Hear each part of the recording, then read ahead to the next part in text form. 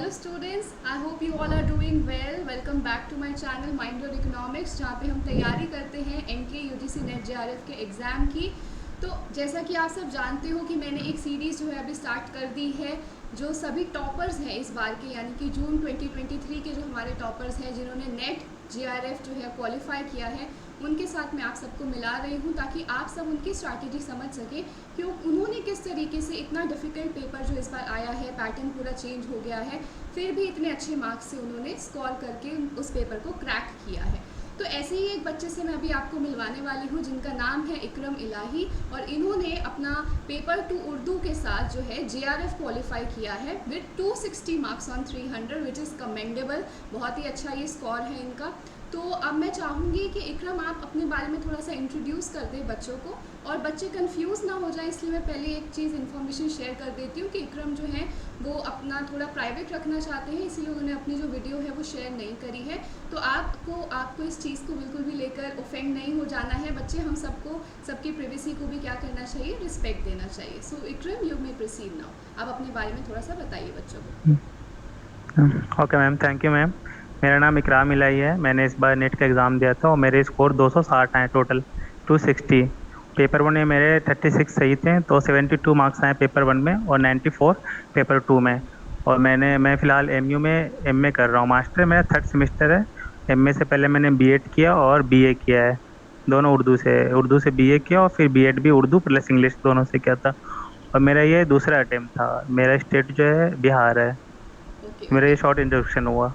Sure sure, thank you so much Ikram, आपने सबको बताया है अपने बारे में। एक चीज़ मैं आपसे पूछना चाहूँगी कि आप नेट की ही प्रिपरेशन कर रहे थे या आप इसके साथ किसी और पेपर की भी प्रिपरेशन कर रहे हो, यानी आपको असिस्टेंट प्रोफेसर ही बनना है या क्या है आपका प्लान? अभी हाँ जी। असिस्टेंट प्रोफेसर का प्लान नहीं है अभी मेरा। अभी जो जैसे सबसे पहले तो नेट की तैयारी हो रही थी, जब मेरा जेआरएफ हो गया तो फिर जो मेरा फर्स्ट टारगेट है वो ये है कि मैं अपनी इंग्लिश को इम्प्रूव करूँ। यानी अच्छा। इंग्लिश मुझे पढ़नी आती है, लिख भी लेता हूँ, लेकिन स्पीकिंग मेरी बहुत वीक है। ओके तो ओके। सबसे पहला जो टारगेट मेरा ये है कि मैं इंग्लिश को अपनी इम्प्रूव करूँ। दूसरा टारगेट ये है मैं कुछ आर्टिकल वगैरह लिखूँ जो यूजीसी से रिकॉग्नाइज जो मैगजीन वगैरह है, मैं उसमें आर्टिकल लिखूँ। ये फिलहाल मेरा दो टारगेट है। तीसरा टारगेट ये है कि मैं अभी से पीएचडी की तैयारी करना शुरू कर दूँ, पीएचडी एंट्रेंस के लिए। बहुत बढ़िया बहुत बढ़िया, क्योंकि अभी आप मास्टर्स के अंदर हैं, अपने थर्ड सेमेस्टर में हैं, तो पहले आप इस चीज़ को करेंगे complete, then you will think about the rest. Yes ma'am.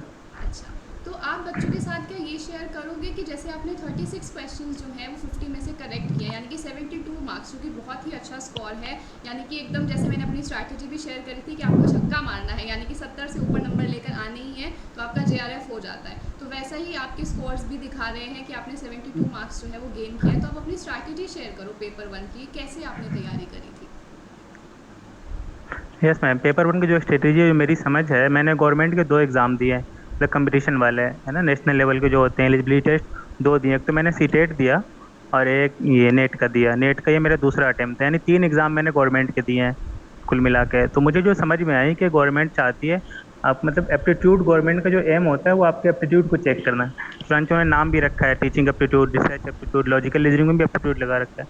एक तरह से वो मेंटल ट्रेनिंग चेक करती है आपकी। तो हमें ये अब सबसे पहले हमें अपने माइंड को ट्रेन करना है कि हमें क्वेश्चन दिखे तो ऑटोमेटिक हमारा ज़हन सही ऑप्शन की तरफ जाए, अगर हम नहीं भी पढ़े हो तो जाए। मिसाल के तौर पे मेरे 36 सही हुए हैं क्वेश्चन, तो ज़रूरी नहीं है कि 36 में मुझे आते थे क्वेश्चन, उसमें से 5-6 ज़रूर ऐसे होंगे जो मैंने पहली बार फर्स्ट टाइम देखा होगा, मुझे पता भी नहीं होगा उसके बारे में, लेकिन मैं बुक पढ़ी, मॉक टेस्ट लगाए और वीडियो देखी, सब कुछ देखा। तो मेरी एक मेंटल ट्रेनिंग ऐसी थी कि मुझे मालूम हो गया कि हाँ, ये वाला ऑप्शन सही होनी चाहिए, बाकी नहीं होनी चाहिए। तो गवर्नमेंट का मेन एम जो होता है वो मेंटल टेस्ट, मेंटल ट्रेनिंग वो चेक करती है कि आपका एप्टीट्यूड कितना स्ट्रांग है ना। और दूसरी बात, जो गवर्नमेंट का एम ये होता है वो सिर्फ बुक पे डिपेंड नहीं रखना चाहती है आपको, आप चाहती है कि आप अपडेटेड इन्फॉर्मेशन पढ़ें। इसी वजह से ऐसा होता है कि एग्जाम में नए नए क्वेश्चन, नए नए कॉन्सेप्ट आ जाते हैं। वो देखना चाहते हैं कि वो आप बुक से, क्लासरूम से हट के पढ़ रहे हैं या ना पढ़ रहे हैं, खुद से डिजिटली आप सर्च करके पढ़ रहे हैं कि नहीं पढ़ रहे, ये दो चीज़ें चेक करना चाहती है। तो मैंने इसी हिसाब से तैयारी की, है ना। एक तो स्ट्रेटेजी मेरी है, दूसरी स्ट्रेटेजी मेरी ये थी कि जैसे मेरा दूसरा अटेम्प्ट था, तो मेरा एम फिलहाल ये था जून वाले में कि मैं सिर्फ पेपर वन पे फोकस करूँ इस बार। सिर्फ पेपर वन के जितने कॉन्सेप्ट थे मैं उसको क्लियर करूँ और नेक्स्ट अटेम्प्ट पे पेपर टू को पढूं। तो मैंने सिर्फ पेपर वन पे फोकस किया। पेपर वन पे ही मैंने ऐसे यूनिट को देखा जिसमें मतलब श्योर स्कोर आता है। फॉर एग्जांपल जैसे लॉजिकल रीजनिंग है, अगर लॉजिकल रीजनिंग आप सही से पढ़ लेते हैं, समझ लेते हैं, तो एक क्वेश्चन भी आपके हाथ से नहीं निकलेगा, मतलब फिक्स क्वेश्चन आते हैं उसमें। जैसे स्क्वायर ऑफ पोजीशन आता है, तो वो आना ही आना है, अगर आप उसे एक बार सही समझ लेते हैं, एक क्वेश्चन आपके बिल्कुल आपके फिक्स हो गए, कंफर्म हो गए, वो आपसे कोई नहीं ले सकता। उसी तरह फैलेसी के क्वेश्चन है, वो आने ही आने हैं आपको। तो वो दो क्वेश्चन ऐसे कंफर्म हो गए। उसी तरह के इंडियन लॉजिक के, उसमें से भी आना ही आना है। तो लॉजिकल रीजनिंग ऐसा यूनिट है कि वो हर हाल में दिलाता है आपको, तो हमें उसको कॉन्सेप्ट क्लियर करना। इसी तरह रिसर्च एप्टीट्यूड है, रिसर्च का भी मतलब कॉन्सेप्ट बेस्ड क्वेश्चन होते हैं, टाइप ऑफ रिसर्च इस तरह के, फिर वेरिएबल वगैरह। तो अगर आप कॉन्सेप्ट सही से समझे हुए हैं तो आपके हाथ से कहीं नहीं जाएगा। हाँ, रिसर्च में एक दो क्वेश्चन नए टाइप के आ जाते हैं, थोड़े पैटर्न थोड़ा अलग नया होता है, वो हाथ से जाता है, लेकिन तीन क्वेश्चन आपके कहीं नहीं जा रहे रिसर्च से। उसी तरह कम्युनिकेशन में भी होता है कि थ्योरी से आते हैं, टाइप से आते हैं। तो तीन क्वेश्चन उसमें भी हर हाल में, अगर आपने सही से पढ़ रखा है तो हर हाल में आएंगे। तो इस तरह मैंने इस तरह से यूनिट देखी थी कुछ, जैसे रिसर्च एप्टीट्यूड हुआ, लॉजिकल रीजनिंग, टीचिंग एप्टीट्यूड का वही हाल है कि तीन चार क्वेश्चन हर हाल में आपको आ जाएंगे। फिर कम्युनिकेशन हुआ, आईसीटी में भी तीन चार क्वेश्चन अगर आपने समझ के पढ़ रखा है तो हर हाल में आएंगे।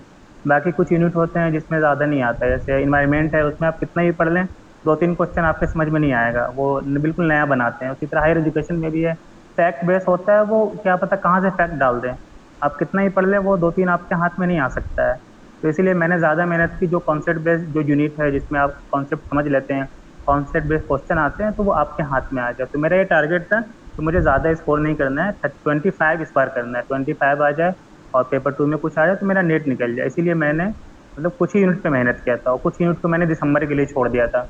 जैसे डीआई मैंने दिसंबर के लिए छोड़ दिया था, इसलिए उसमें काफ़ी वक्त लग रहा था मुझे, लगा कि इसमें ज़्यादा वक्त लगेगा, इतना वक्त मैं डीआई में दूंगा तो मैं दूसरा कुछ और पढ़ लूंगा। उसी तरह मैथमेटिकल रीजनिंग मैंने स्किप कर दी थी कि मैं दिसंबर पे इस पे मेहनत करूंगा। और इंग्लिश मेरी अच्छी है, रीडिंग तो कंप्रहेंशन में स्किप कर रखा था, मुझे भरोसा था कि चार हर हाल में सही हो जाएगा। तो ये स्ट्रेटेजी थी, इस हिसाब से मैंने मेहनत करनी शुरू कर दी पेपर वन में। ओके। इसमें और बाकी मैंने पेपर वन कहाँ कहाँ से पढ़ा, हाँ जी। मैं बताऊँ मैं पेपर वन कहाँ कहाँ से पढ़ा? बिल्कुल बिल्कुल बताइए, जो भी तो आपने पेपर वन के, पढ़ा हो। यस मैम, पेपर वन के लिए मैंने सिर्फ मैंने न यूट्यूब पे डिपेंड किया, न सिर्फ न सब किसी प्लेटफॉर्म स्पेसिफिक प्लेटफॉर्म पे डिपेंड किया, मैंने मल्टीपल सोर्स से पढ़ा। लेकिन सबसे पहले जो मैंने मतलब इम्पोर्टेंस दी, वो दी मैंने बुक को, टेक्स्ट बुक जो होती है। तो केवीएस मैदान सर को पढ़ा मैंने, और कई बार पढ़ा, चार पांच बार मैंने केवीएस मैदान को कंप्लीट किया। उसमें मेरा वही था जो श्योर यूनिट है, जो आपको मार्क्स दिलाते हैं, मैंने उसको ज़्यादा मेहनत किया। मैं मिसाल के तौर पर अगर हायर एजुकेशन में दो बार पढ़ा, तो रिसर्च को मैंने पाँच छः सात बार पढ़ा, ऐसे पढ़ा मैंने। तो एक बुक तो केवीएस मैदान पढ़ी और कई बार पढ़ी, और एक बुक हरप्रीत कौर मैम की है, ऑक्सफोर्ड पब्लिकेशन की।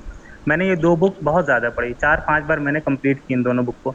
और उसका तरीका यह था कि मिसाल के तौर पे फॉर एग्जांपल, मैं अगर इंडियन लॉजिक मुझे पढ़नी है, तो मैंने केवीएस मैदान में पढ़ी, मुझे इसमें समझ में नहीं आई, फिर मैंने हरप्रीत कौर मैम में पढ़ी, फिर मुझे वहाँ समझ में नहीं आई, फिर मैंने छोड़ दिया, दूसरा टॉपिक पढ़ा। फिर कुछ दिन बाद फिर मैंने इंडियन लॉजिक पढ़ी। तो मैं बार बार रिवाइज कर करके मैंने पढ़ा है। तो दो तो ये पढ़ा, उसके बाद से जो मेरा तरीका था कि मेरा बैकग्राउंड हिंदी मीडियम का, यानी उर्दू मीडियम का, हिंदी मीडियम भी नहीं है, बल्कि उर्दू मीडियम का बैकग्राउंड है। उसके बाद से फिर मैंने सीटेट दिया था। सीटेट के बाद मैं तैयारी करने बैठा फरवरी में, फरवरी अटैम्प्ट के लिए।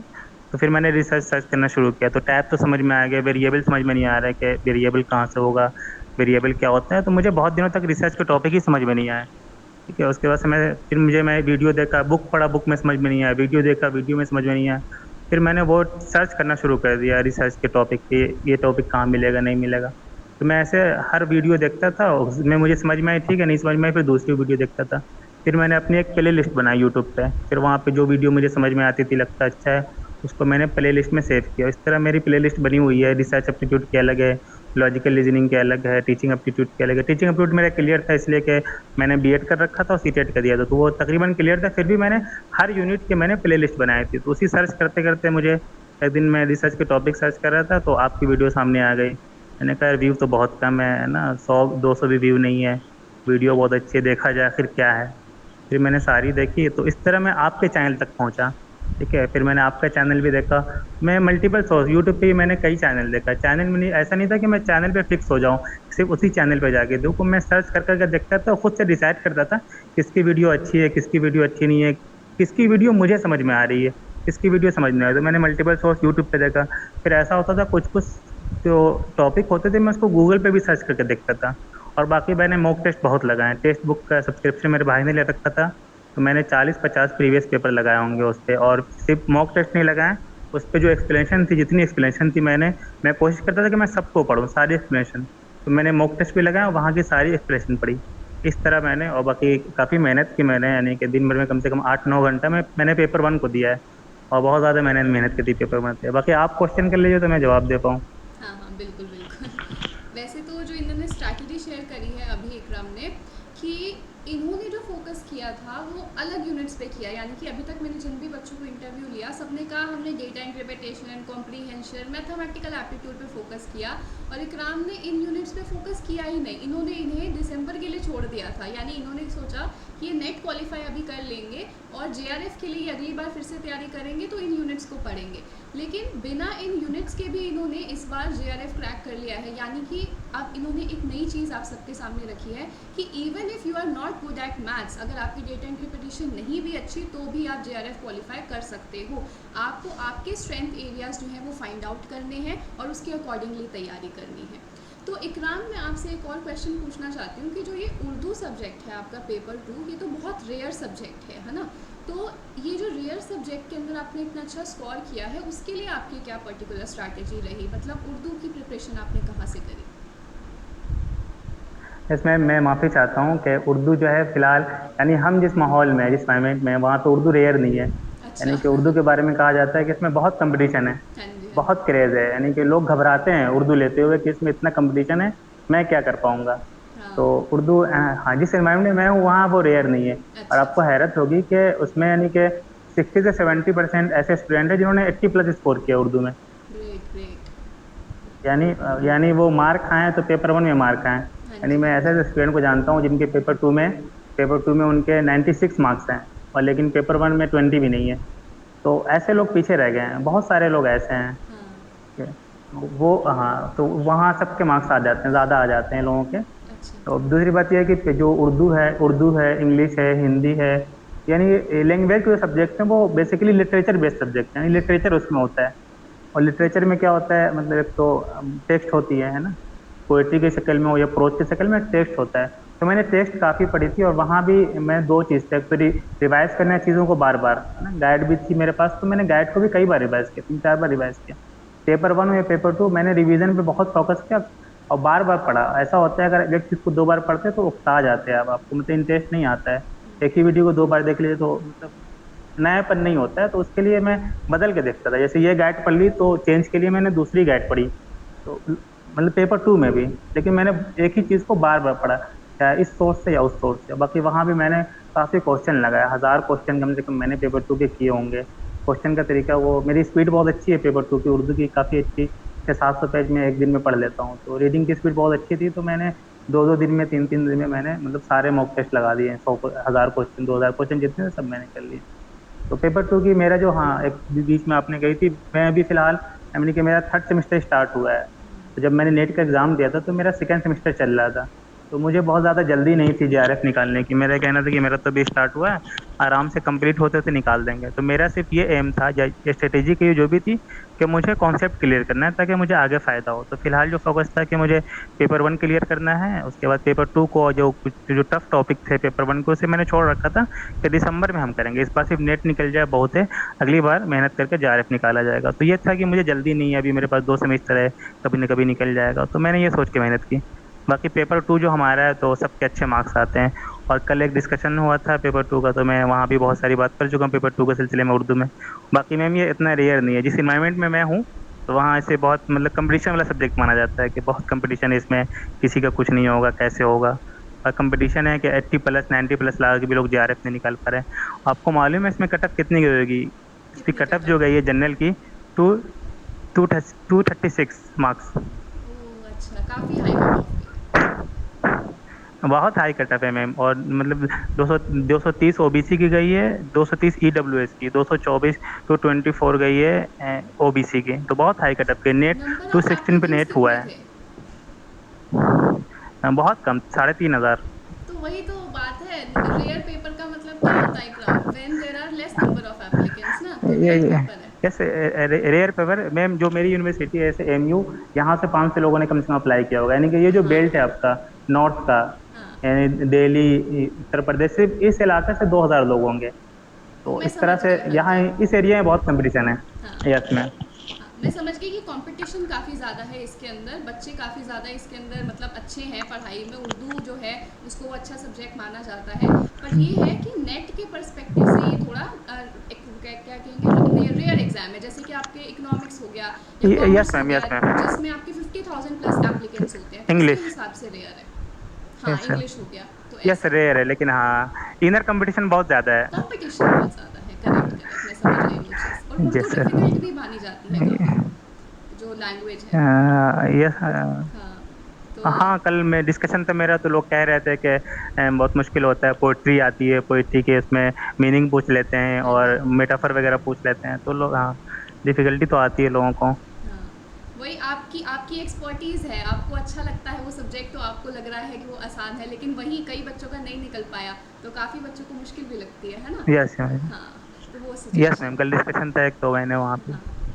चलो, तो मैं आपसे एक क्वेश्चन और पूछना चाहती हूँ कि आपने मास्टर्स क्योंकि आप कर रहे हो, पर यस आपने मैम। डिसाइड भी नहीं किया था कि मतलब आप जेआरएफ जो है अभी निकाल लोगे, बट स्टिल आपने प्रिपरेशन के लिए कहा यस कि क्या। मैं आप 8 या 9 घंटे लगाते थे इसके ऊपर, नेट के पेपर वन पे। तो आप टाइम कैसे निकालते थे अपना 8-9 घंटे? आपके पेपर्स भी तो होंगे मास्टर्स के सेमेस्टर के, वो कैसे आपने टाइम निकाला, वो बताइए मुझे। यस सर, यस सर, ये यस सर, उसकी वजह है कि मेरा, जैसे मैंने कहा, लिटरेचर था, तो मुझे शुरू से इंटरेस्ट था।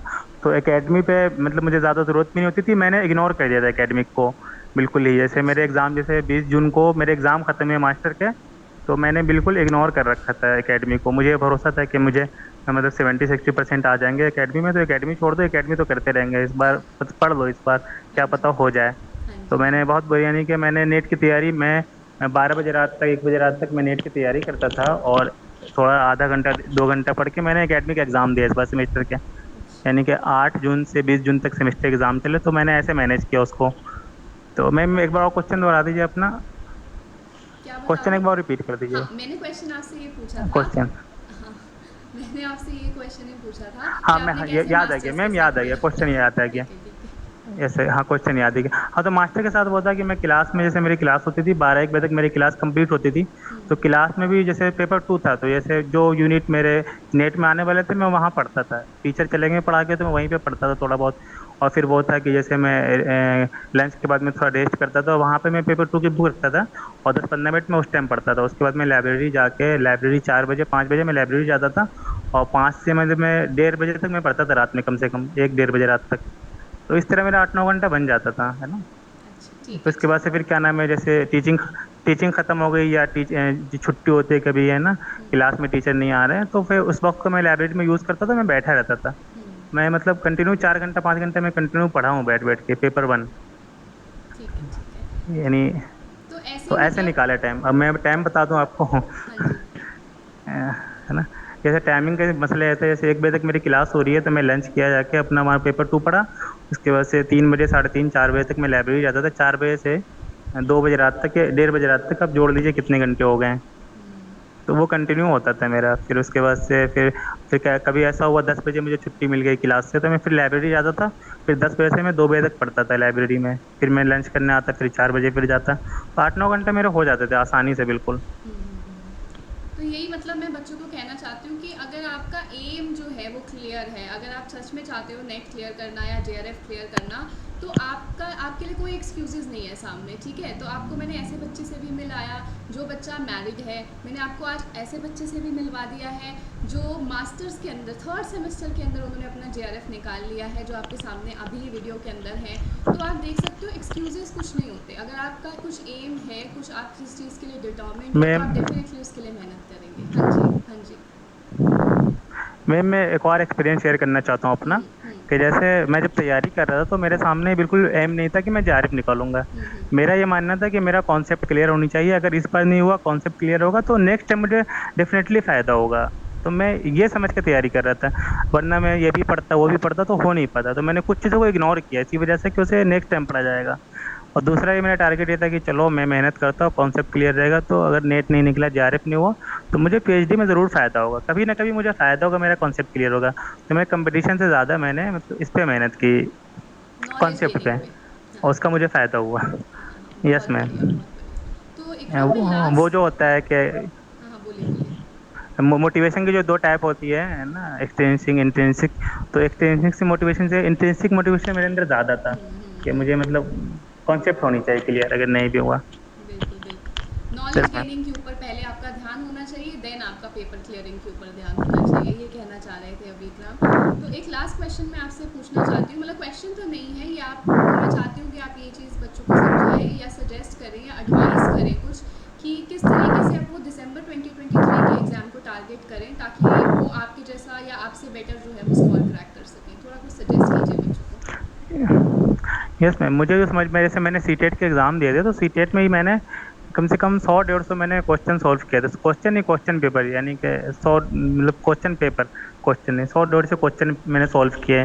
फिर नेट के भी बहुत सारे क्वेश्चन सॉल्व किए, तो मुझे समझ में आया कि ये कॉन्सेप्ट वही पूछते हैं, लेकिन लैंग्वेज बहुत टिपिकल सी होती है, वो आपको कन्फ्यूज़ कर देते हैं। तो अगर आप बिल्कुल 100% श्योर नहीं हो, तो कॉन्सेप्ट समझने के बावजूद भी आप कर नहीं पाएंगे। तो आप पढ़ते भी रहिए और साथ में पेपर भी देखते रहिए कि आपका कॉन्सेप्ट उस हद तक हुआ कि नहीं। जैसे वहाँ पे कंफ्यूजिंग पेयर आ जाते हैं तो आपको याद होता है, फिर भी आप कंफ्यूज हो जाते हैं। तो अगर आप दोनों साथ में करेंगे, स्टडी साथ में करेंगे, मतलब बुक भी पढ़ेंगे, वीडियो भी देखेंगे और कॉन्सेप्ट भी समझेंगे और मॉक टेस्ट लगाएंगे, तो आपके मतलब क्लैरिटी बढ़ेगी ज़्यादा और श्योरिटी ज़्यादा आएगी, आप कंफ्यूज नहीं होंगे। और फिर अगर फिर आप क्वेश्चन लगाएंगे तो आपको जो लैंग्वेज होती है उनके क्वेश्चन की, वो समझ में आ जाएगी। तो चाह के भी आप कंफ्यूज नहीं हो पाएंगे। तो जितना हो सके आप मॉक टेस्ट लगाइए, नंबर एक। और कॉन्सेप्ट क्लियरिटी पे ध्यान दीजिए, है ना।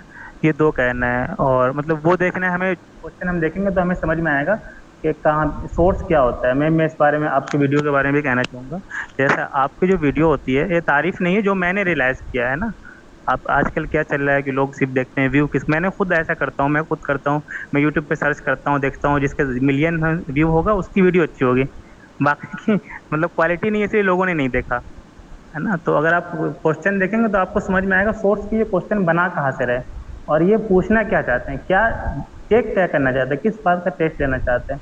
जो आपकी जो वीडियो है, मिसाल कम्युनिकेशन पे जो वीडियो है आपकी, उसमें जो कॉन्सेप्ट है लो बरो, हाई बरो, और एक हाई कल्चर, लो कल्चर, वो जो है हाई डिफिनेशन कल्चर, तो मतलब ये सोर्स ही नहीं मालूम थी, पूछना कहाँ से चाह रहे थे। तो आपने, आपको जो रियलाइज हुआ वो पेपर देख के रियलाइज हुआ कि हाँ ये भी एक कॉन्सेप्ट है। फिर आप उसे गूगल पे सर्च करेंगे तो आपको अंदाजा होगा कि हाँ इसके पीछे एक पूरी थ्योरी है, थ्योरी कहाँ से आई। तो नेक्स्ट टाइम वो थ्योरी नहीं, थ्योरी जो जिन्होंने थ्योरी दी उसके बारे में पूछ लेंगे, कुछ ना कुछ उससे रिलेटेड पूछ लेंगे। तो अगर क्वेश्चन पढ़ेंगे हम, तो हमें समझ में आएगा कि इनके माइंड में क्या चल रहा है, क्या जानना चाह रहे हैं, क्या पूछना चाह रहे हैं। तो ये सब चलता है। तो हमें क्वेश्चन, ज़्यादा ज़्यादा क्वेश्चन पढ़ते रहनी चाहिए, मॉक टेस्ट लगाते रहनी चाहिए, और बुक भी रिवाइज, सबसे जो बेसिक मुझे लगा रिवाइज करना है हमें चीज़ों को। जैसे वीडियो भी अगर हम देख रहे हैं तो उसे हम बार बार देखें, और जो हमें समझ में नहीं आ रहा तो घबरा, ये हमें ब्लेम नहीं करना कि बहुत टफ है, डिफिकल्ट है, वीडियो सही नहीं है। हमें उसी चीज़ को बार बार देखना है, कई बार देखना है, तो हमारा कॉन्सेप्ट क्लियर हो जाएगा। इसमें मेरी ये समझ है इस बारे में। जी, जी, जी इकराम। So thank you so much इकराम, जो इन्होंने सजेशन दिया है बच्चों मैं आपको मैं बहुत ही मैं अच्छा मैं है। हाँ जी, हाँ जी। मैं एक मिनट मैं आपकी वीडियो में कहना चाह रहा हूँ, मतलब ऐसा ही हाँ जी, मुझे लगा कि मेरी जिम्मेदारी है। ऐसे मैंने अनअकैडमी में भी आपकी वीडियो ज्वाइन की थी, है ना, बीच में। हाँ जी। मैं वहाँ देखता था कि आप एक ही घंटा पढ़ा रही हैं और दो बच्चे आ रहे हैं, तीन बच्चे आ रहे हैं। मुझे बड़ी हैरत होती थी कि एक इंसान फ्री में इतना मेहनत से कैसे पढ़ा रहा है। तो मुझे लगा कि इनकी मेहनत का कुछ दिया जाए, कुछ है, इनका सब कुछ होनी चाहिए, कुछ पैसा ज़्यादा नहीं, ज़्यादा तो मेरी है नहीं। तो मुझे लगा, खैर मैं कहना चाहता हूँ कि मैम की वीडियो बहुत अच्छी होती है, इस वजह से नहीं कि मैम की वीडियो है या मैं तारीफ कर रहा हूँ, है ना। आपको खुद एक मर्तबा इनके, इनका चैनल विजिट कीजिए, अनअकैडमी विजिट कीजिए और खुद से चेक कीजिए और देखिए कि कितना अपडेटेड इनकी वीडियो होती है और कितना इन्होंने इन्फॉर्मेशन जमा किया, है ना। मत देखिए, लेकिन जाके चेक जरूर कीजिए। अगर आपको लग रही है कि मैं तारीफ कर रहा हूँ या मैम ने कहा मुझे तारीफ करने के लिए, मैम ने बिल्कुल ऐसा नहीं कहा। मुझे लगा कि मुझे वाकईतन फायदा हुआ है, बहुत ज्यादा फायदा हुआ है ना, फायदा सबसे हुआ। लेकिन और लोगों का इस्टेब्लिश है चैनल, तो सब लोग वहां जाके देखते हैं, उन्हें लगता है वो ज्यादा अच्छा है। तो आप कम से कम एक बार जाके मेम की वीडियो को विजिट कीजिए, आगे पीछे करके देखिए। मतलब अगर आपको लग रहा है वर्थ है, उसमें इंफॉर्मेशन है, उसमें फ़ायदा है, आपको लग रहा है, तो आप देखिए। सिर्फ इस वजह से कि नया चैनल है, व्यू नहीं है, इस वजह से इग्नोर नहीं करनी चाहिए, है ना। आप खुद से जाइए। मैं कल भी डिस्कशन चल रहा था तो कोई पूछ रहा था किस सोर्स से पढ़े, किस सोर्स नहीं पढ़े, तो मैंने कहा कि देखिए हमारा जो लेवल है, हम एमए में आ गए, तो हमें मतलब सिलेक्शन आ जानी चाहिए। हमें खुद अपना मटेरियल सिलेक्ट करनी चाहिए कि हाँ किस मटेरियल से हमें फ़ायदा हो रहा है। हमें दूसरा बताया ये पढ़ो, वो नहीं है, हमें खुद जज करनी चाहिए, हमें क्या समझ में आ रहा है, क्या नहीं समझ में आ रहा है, कहाँ से हमें फ़ायदा हो रहा है। तो मैं कहना चाहता हूँ लोगों से, मुझे बहुत फ़ायदा हुआ है ना, ईमानदारी की बात, ये काफ़ी फ़ायदा हुआ है। तो आप अगर नहीं देख रहे हैं, जाके कम से कम एटलीस्ट विजिट कीजिए और चेक कीजिए कि वाकईतन वहाँ मटेरियल सही है, वीडियो सही है, इन्फॉर्मेशन है। या नहीं है। बाकी बहुत thank you ma'am, you ma'am, आपसे बहुत फ़ायदा हुआ। आपके चैनल के बारे में कुछ चीज़ें कहनी थी जो मुझे लगा कि मतलब इस पे एज ए स्टूडेंट कि कुछ इम्प्रूवमेंट होनी चाहिए, हाँ है जी, ना। हाँ जी। एक तो वही था कि कम्युनिकेशन गैप काफ़ी था, वो तो खैर पूरा हो गया है। उसे और बेहतर किया जाए तो ज़्यादा अच्छा होगा। हाँ बस जी। ये है कि इंग्लिश जिनकी अच्छी होती है वो ज़्यादातर बुक वगैरह से पढ़ लेते हैं। तो हिंदी मीडियम वालों पे मेहनत करने की ज़रूरत है, यानी जिनका इंग्लिश मीडियम नहीं है, तो उन वहाँ मेहनत करने की ज़रूरत है। जी, ठीक है। बिल्कुल, बिल्कुल। बाकी कुछ और चीज़ें मुझे, और फिर मैम एक और चीज़ है मैं कहना चाहता हूँ जो मुझे खुद रियलाइज़ हुआ, याद होगा आपको, जब एग्ज़ाम चल रहे थे तो नीचे कमेंट आते होंगे आपके कि मैम पेपर वन की वीडियो कब आएगी। हाँ ठीक जी। है।